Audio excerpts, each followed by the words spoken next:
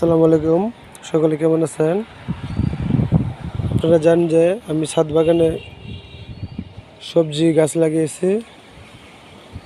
টানা কয়েকদিন যাবৎ বৃষ্টির কারণে গাছগুলোর অবস্থা ভয়াবহ।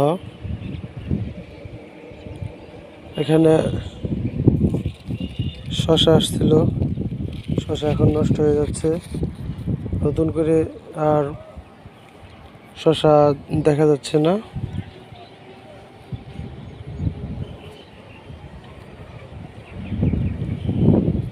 এখানে বরবটি গাছ ছিল, বরবটিও অনেক পেকে গেছিলো, সেইগুলো আবার বৃষ্টির কারণে তুলতে পারি নাই, তাই এগুলো আবার এখানে বীজ হয়ে যাচ্ছে, যা গজিয়ে যাচ্ছে।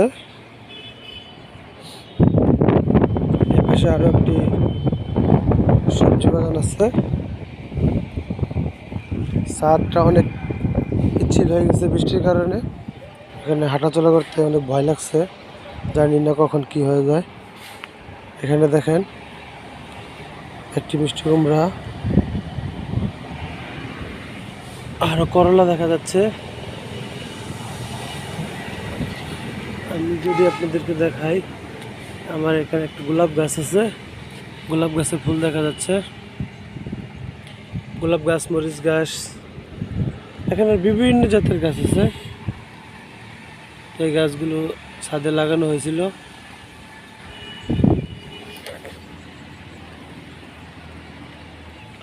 করলা তুলে নিয়ে যাই, করলা বড় হয়ে গেছে।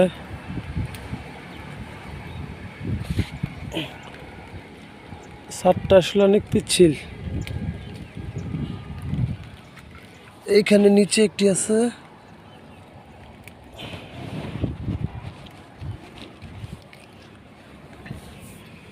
এখানে একটি মিষ্টি কুমড়া।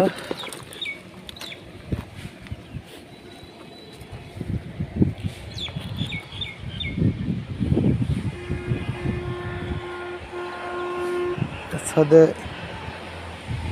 প্রচুর পরিমাণে মরিচ গাছ লাগানো হয়েছিল, তো মরিচ গাছ বয়স্ক হয়ে গেছে।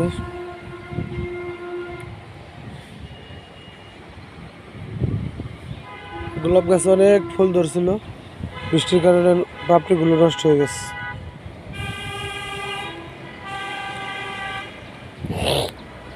এখানে আবার নতুন করে মরিচ গাছ লাগানো হয়েছে। ওই পাশে আরো বাগান আছে, ঢেঁড়স গাছ আছে। আসলে ছাদে চাইলে অনেক কিছু করা যায়, সবজি লাগানো যায়।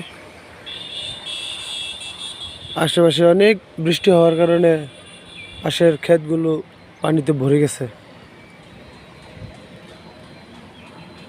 দেখতে পাচ্ছেন প্রচুর বৃষ্টি হয়েছে, সবগুলো ধানি জমি সবগুলো নষ্ট হয়ে গেছে, একদম নষ্ট হয়ে গেছে সব। সকলে ভালো থাকবেন। আমার ছাদ বাগান কেমন আছে সকলে কমেন্টস করে জানাবেন। ধন্যবাদ সবাইকে।